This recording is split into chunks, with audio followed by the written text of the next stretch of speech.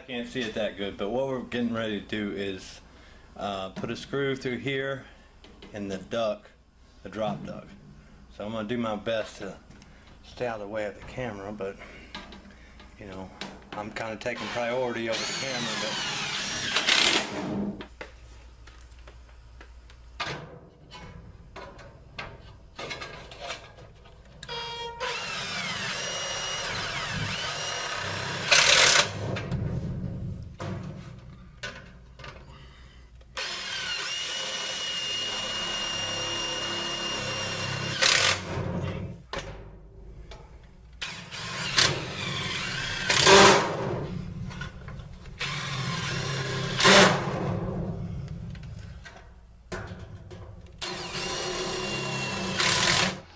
I have gotten the other drop duct prepped and ready to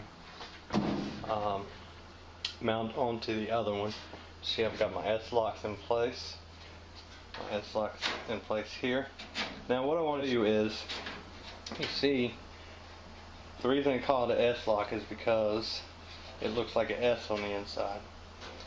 So when you put the ductwork together, see, the outside of the S, as you can see on the duct there, the outside of the S is going to slide onto the duct. And that will leave the inside of the S open to receive the other piece of drop duct. Now it's going to be opposite on this side. If we lift it up a little bit, you see how the inside of the S, the ductwork, the drop duct that's here already, the inside of the S goes on, so when a new drop duct gets set in place, the outside of the S will receive the drop duct, and that way it keeps them the same size. So anyway, I'm going to lift the other drop duct up and set it in place.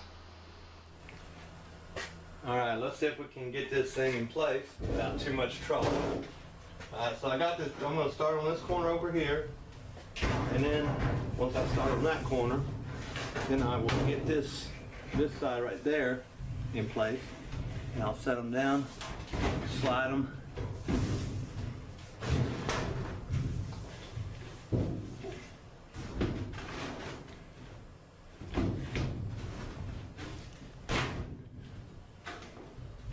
Okay, got that side in place.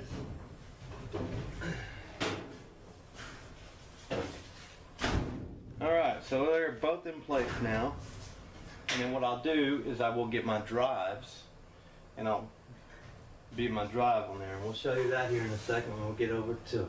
Alright, here what we have is our drive. What it does is it holds these, it locks these two together like that. And the other day I mentioned duct stretchers.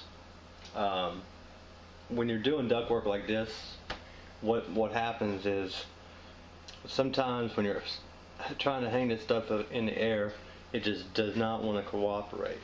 So what we have is you can do one of two things. I've used, actually, believe it or not, hoof clippers for horses work really good because they're big, and you can actually, the jaws of them will fit right here, and you just squeeze it together and it pulls it together. They actually make a tool, Malcolm makes one and probably somebody else makes one, but it has a wheel on one side, another wheel on the other with a long handle.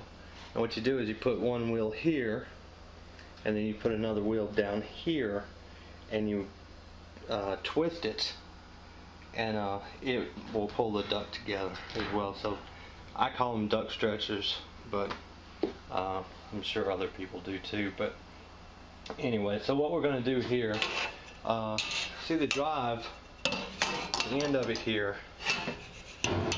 is straight.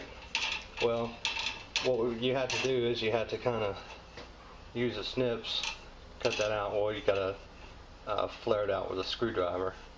And then once you flare it out with a screwdriver, you take your snips and you snip the corner there, and it makes it easy for it to slide on there. And you just beat it in place. So let me get this cut. Alright, the knife, it actually works good for a couple different things. You see, and fold that out like that.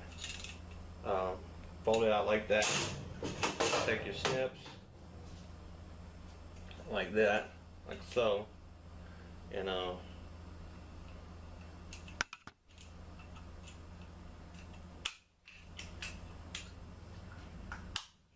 that right there is why I always keep a new pair of snips, because you see it wouldn't let go of that piece, like right there. So anyway, so I got that one cut, and I'll to get the other one like that. Now that's not OSHA approved, and you should really be wearing gloves when working the sheet metal. I've just been doing it for so long, cuts don't bother me. See how easy that was?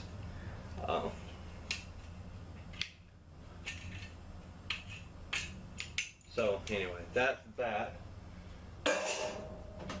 Lay my snips on top of my other little camera here. It works really great. Little Kodak. I can drop it. See, watch. Not hurt it. Great little camera.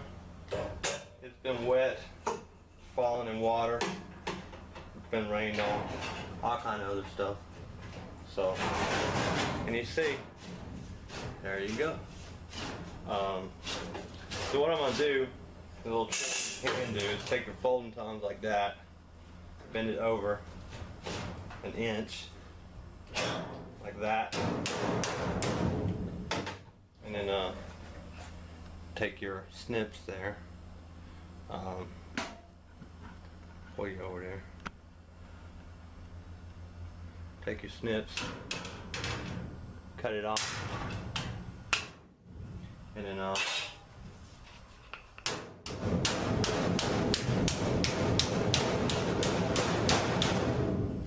it's not a hammer. And you do the same thing on the back side. You actually, before you start, take your folding tongs, bend it over like that. That way, when you push it in, it'll stop against the duct like that. So, I'm gonna do the back side real quick. And I'm gonna get my new snips here. See that little edge? See, there you go. Messed me up in the corner over here. That's why you gotta have a good set of snips.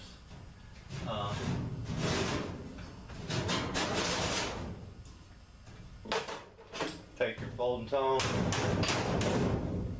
and then so you see it come out on the other side over there.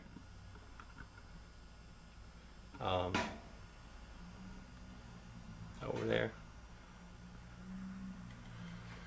We'll just take it, cut it.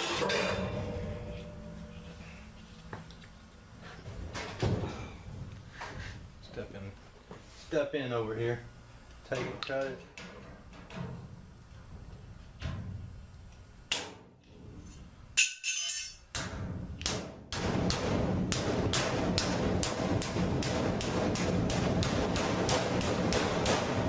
Once again, not a hammer, only for cutting metal. And never, never, never cut wire with these things. If you do, you'll be buying another set. So now the drop duct is in place. Alright, so what we're going to do now is we're going to fix this problem right here. We're going to lay out a piece of sheet metal. First thing we've got to do is get our measurements. So our measurement is 14 1/4. So you see that? 14 1/4 by 5 1/8. Okay, so we have a 14 1/4 by 5 1/8 inch hole. So what we need to do is we need to make a 16 1/4 by 7 1/8 piece of sheet metal. Because what we're going to do is we're going to flange it at the top, right there, that 1 inch, and flange it at the bottom, down there, and then we'll make a flange go this way, and we'll make a flange go that way, and we'll have a perfect little cap. Now, like I said, I did this on purpose to show different things that you're going to run into. Probably won't be as extreme as this, but like I said, I did it on purpose to show how to do different things in the field. Alright, so now we got our sheet metal laying on the floor here. So we say we need 5 and, what was it, 5 and 1/8? Yeah, 5 and 1/8. So you start off here on your corner and you make a 1-inch mark. Okay? Make a 1-inch mark there. Go to 6 1/8 and then go to 7 1/8. So your 1, 6 1/8, and 7 1/8. So that'll be your 5 1/8 right there. You go over here, same thing. 1, 6 1/8, and then 7 1/8. And then you grab a piece of S-lock. Alright. So there you go. See, S-lock makes a handy dandy straight edge. Line your lines up, go across there like that. Same thing over here.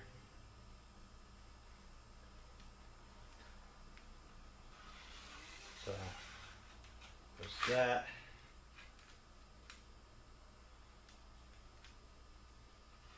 Now, usually I write this stuff down so I don't have to keep measuring, but you always want to measure twice, cut once. So we need a 14 1/4. So once again, you go 1 inch there,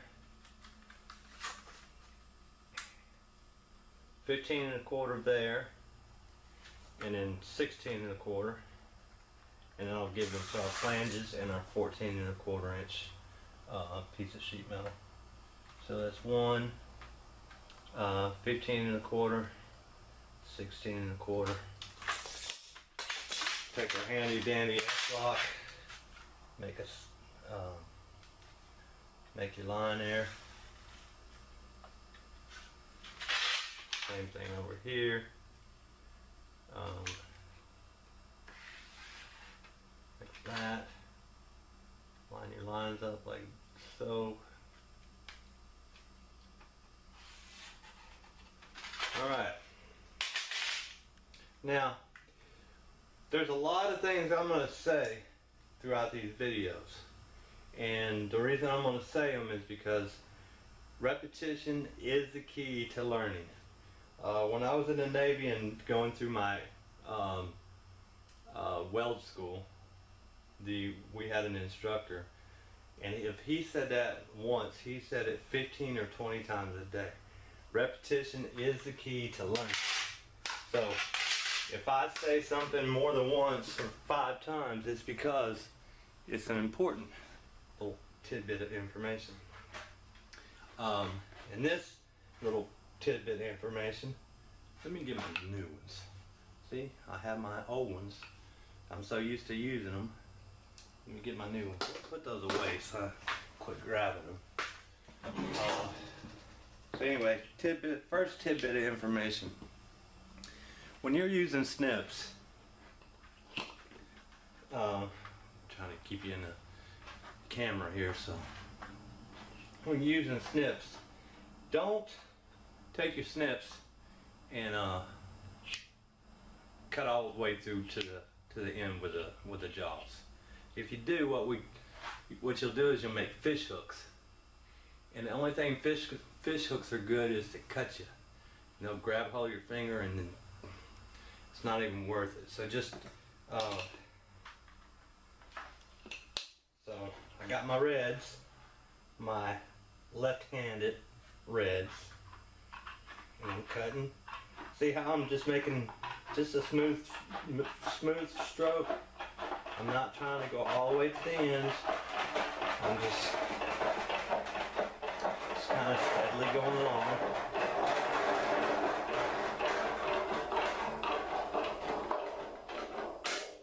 And you get a nice straight edge that way. And then now what we're going to do is we're going to cut the other end of it off. Like that. So this is our piece right here.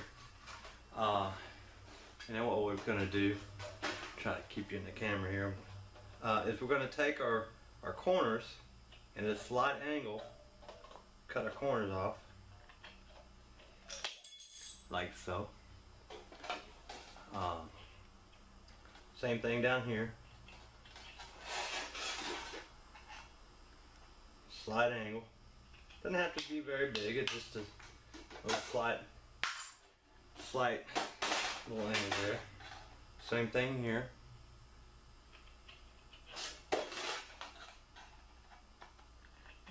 And like I said, if this is boring you, you know, just let it play.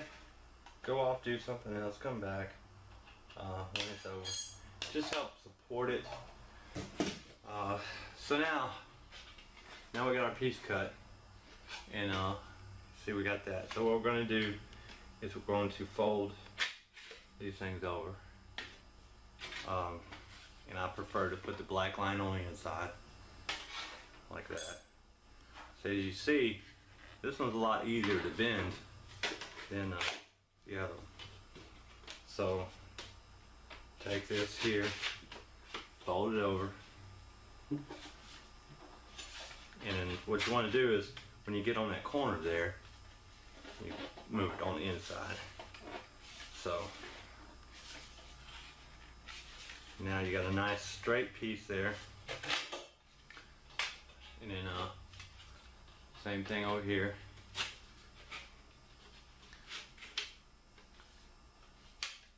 You bend it down like that, and then what you're left with is this one corner. And then so what you do is take your S-lock like that, take it and turn it over now, and go the opposite direction with it.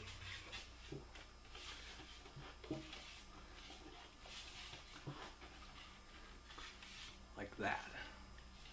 So now, a little much. So now what you have is a piece that looks like that. Alright, so now let's go over there to the furnace, and I'm actually going to cut some S-lock and put S-lock on this. Now let's get our measurement for our S-lock. Alright, so let's get our measurements. All you do on this is really simple. Just take it and kind of mark it like that. And here I'm going to use the greens, just because I always said I don't use them. And there's a reason. So that's our first piece there. Let's put that in there like that.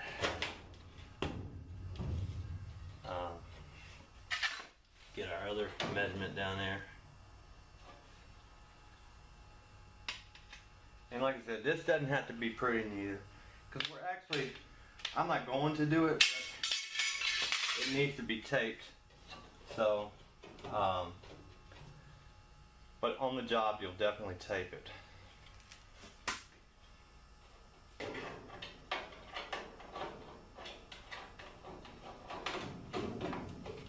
So that's that one.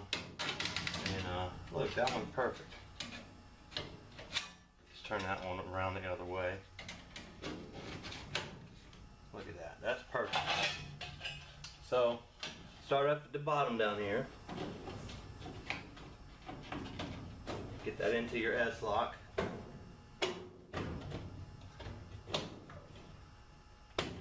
Fight with it for a minute.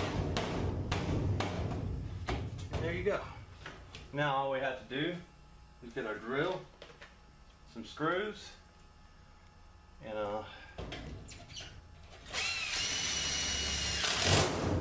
put that in there like that. Put that one in there. like that. We'll add another one right in the center just for the sake of doing it. Do that one like that. Let's have one right here, like that. And then one at the bottom, like that. There you go. And like I said, we just tape that up. And that's how you fix that. And just for giggles, let's just put one more at the top over here in the back corner. Like that. How about that? Makes sense to me. So anyway, that is how you do a drop duct and a filter rack. And like I said, I bought this drop duct purely for the purpose of building transition for the filter media that I've got to put in here. So I can show you how to do a horizontal filter media. And then, once we do that, install a coil.